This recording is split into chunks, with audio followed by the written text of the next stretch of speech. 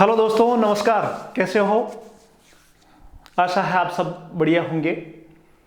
एक बार फिर मैं आपके लिए लाया हूं एम लक्ष्मीकांत की इंडियन पॉलिटी से जुड़ा हुआ टॉपिक, जो पीछे की वीडियो में अधूरा रह गया था।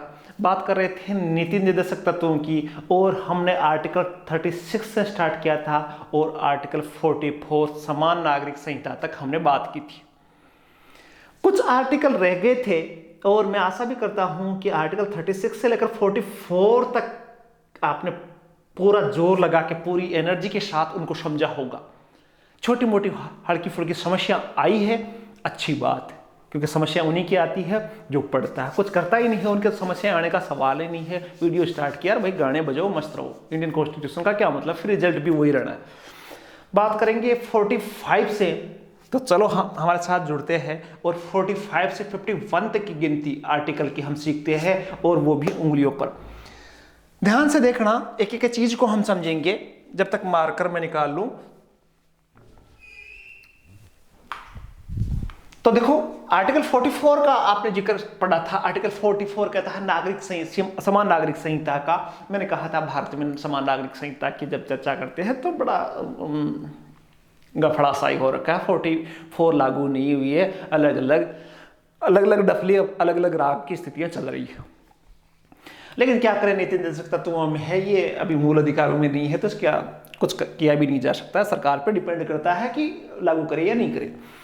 बात करेंगे हम तो 45 की। 45 क्या कहता है? 45 देखो ध्यान से समझना। 45 ये कहता है, 45 की बात करूं तो 45 कहता है कि बालकों के लिए, ये जो 45 था ये इसमें सीधा आरटीई से जुड़ा हुआ है। और आरटीई आजकल मूल अधिकारों में 21A में आपको पता होगा 21A में डाल दिया गया था, तो उसी की बात करेंगे। आर्टिकल 45 कहता है कि बालकों के लिए निःशुल्क और अनिवार्य शिक्षा का उपबंध इसमें किया गया है। और इसमें कहा गया था कि जब संविधान बना है उसके प्रारंभ के 10 साल 1950 से लेकर 1960 तक 14 वर्ष तक के बच्चों को निःशुल्क शिक्षा दी जाएगी।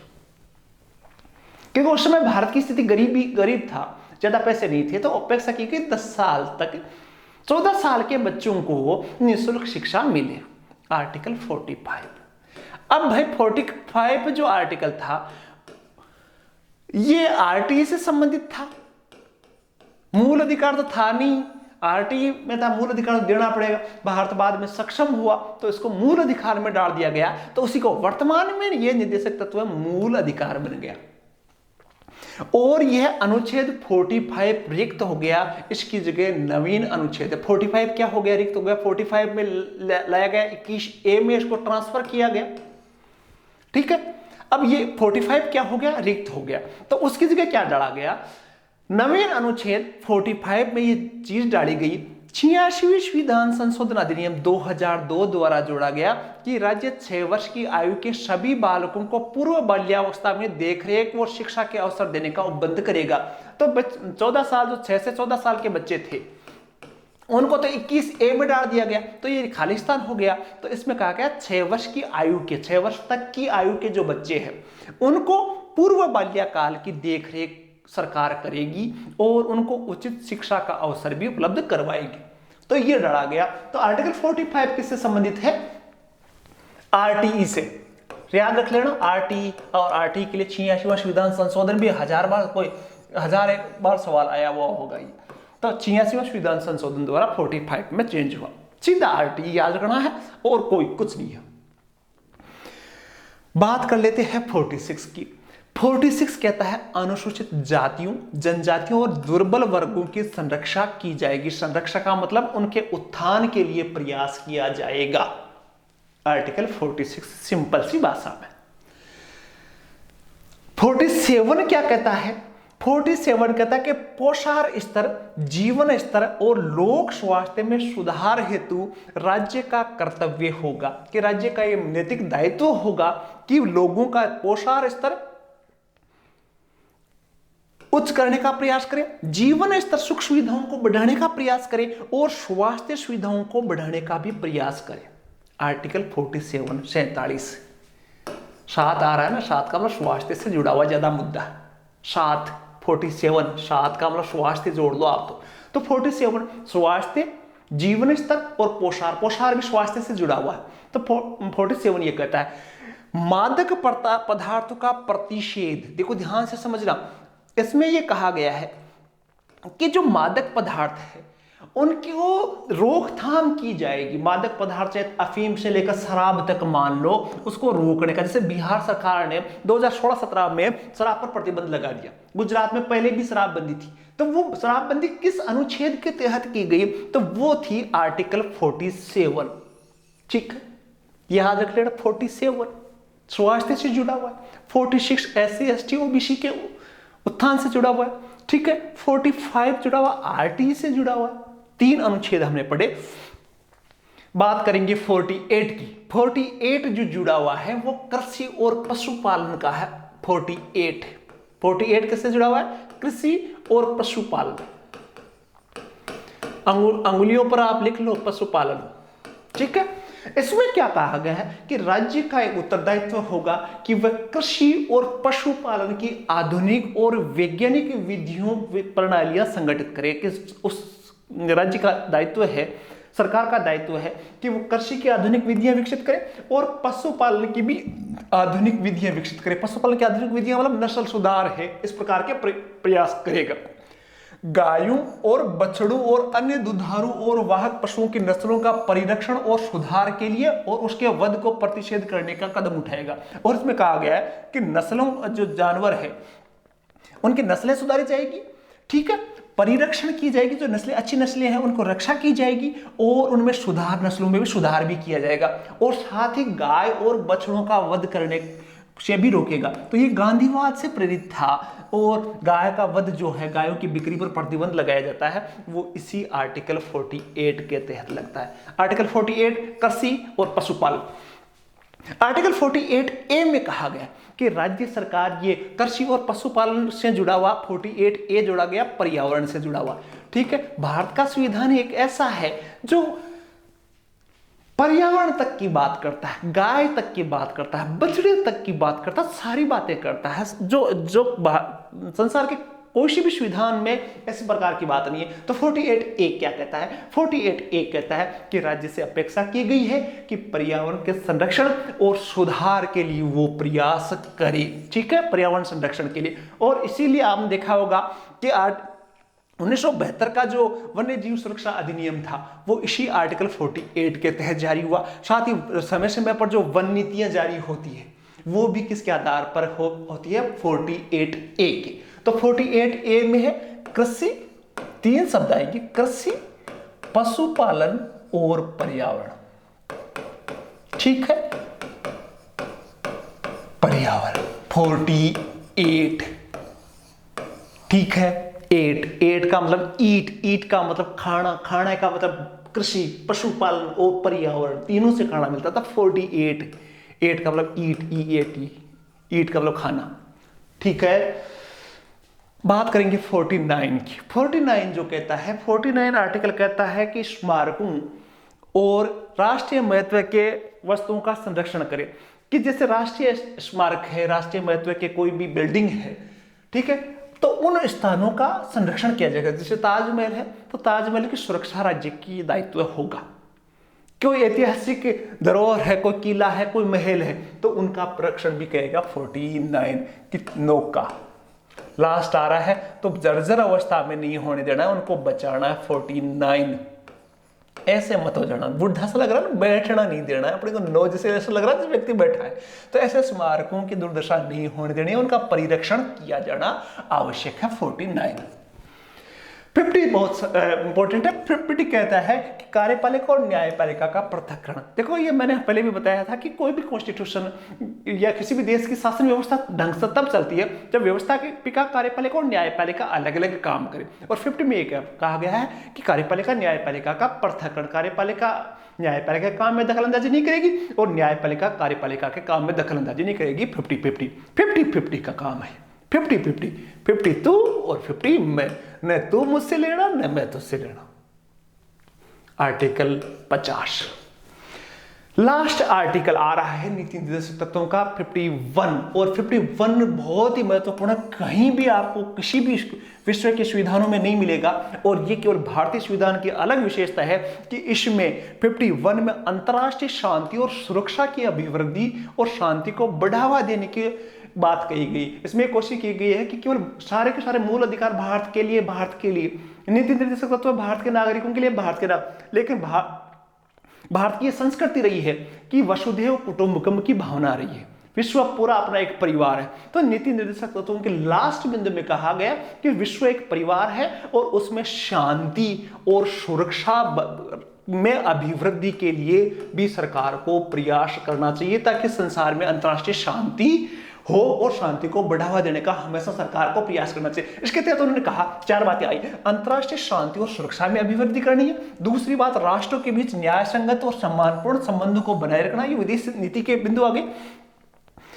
संगठित लोगों को एक दूसरे के व्यवहारों के अंतर्राष्ट्रीय विधि और संधि बाध्यताओं के प्रति आदर को बढ़ावा देना चाहिए, और अंतर्राष्ट्रीय विवादों को शांतिपूर्ण निपटाना चाहिए। तो कहने का मतलब है ये विदेश नीति, जो भारत की विदेश नीति है, उसको आर्टिकल 51 में 51 शुभ मानते हैं ना, तो संसार के लिए शुभ है, 51 में दिया गया। तो भाई ये 45 से 51 तक के आर्टिकल थे।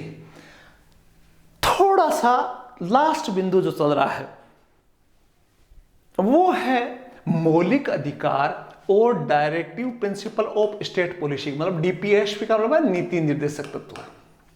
ठीक है, उनके मध्य विवाद होता है।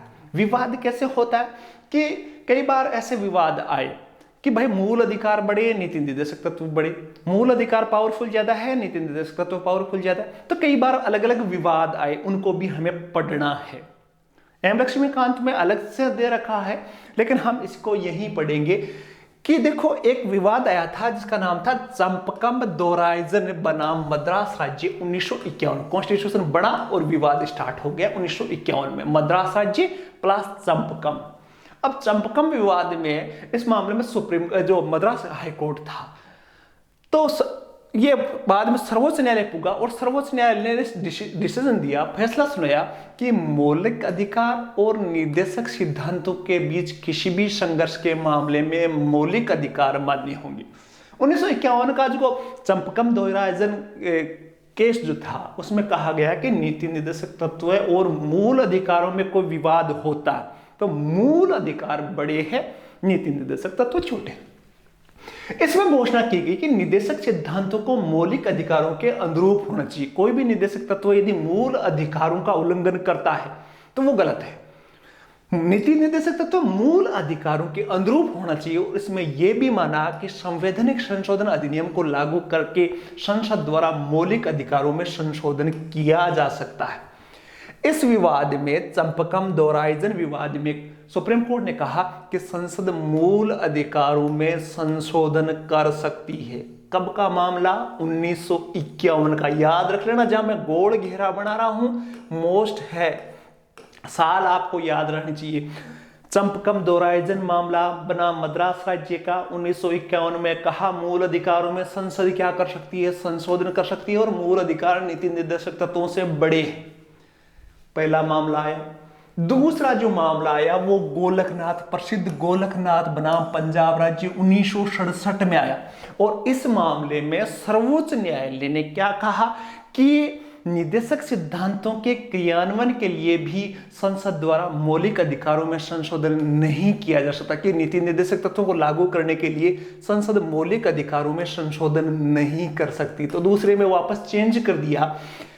यह शंकरी प्रसाद मामले में अपने स्वयं के निर्णय के विपरीत था। इससे पहले शंकरी प्रसाद विवाद आया था जिसमें कहा था कि संसद मौलिक अधिकारों में संशोधन कर सकती है। गोलकनाथ विवाद में कहा कि मौलिक अधिकारों में संसद संशोधन नहीं कर सकती। गोलकनाथ विवाद 1967 में। अगला जो विवाद आया वो था केशवानंद भारती बनाम केरल राज्य। एक मोटा चेंजेज आया इसमें 1973 में। 1973 में इसमें सुप्रीम कोर्ट ने कहा, सुप्रीम कोर्ट ने क्या कहा, गोलकनाथ का जो विवाद था, डिसीजन था, उसको वापस बदल दिया गया और घोषणा की कि संसद संविधान के किसी भी हिस्से में संशोधन कर सकती है, क्योंकि आपको पता है गोलकनाथ विवाद में कहा था कि मूल अधिकारों में संसद संशोधन नहीं कर सकती। केशवानंद भारती 1973 के मामले में आया कि संसद किसी भी हिस्से में संशोधन कर सकती है, लेकिन वह अपनी मूल संरचना मूल ढांचे की बात जो आई, मूल संरचना में बदलाव नहीं कर सकती।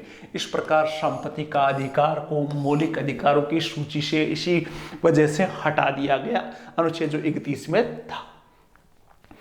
उसके मिनर्वा मिल्स मामला आया 1980 में। इस मामले में सुप्रीम कोर्ट ने दोहराया कि संसद संविधान के किसी भी हिस्से में संशोधन कर सकती है, लेकिन मूल ढांचे में इसको नहीं बदल सकती। सेम जो केशवानंद भारती बनाम केरल राज्य जो था, उसकी तहत ही 1973 में यह आया, 1980 में मिनर्वा मिल्स आया और उसमें उसी डिसीजन को वापस लागू किया।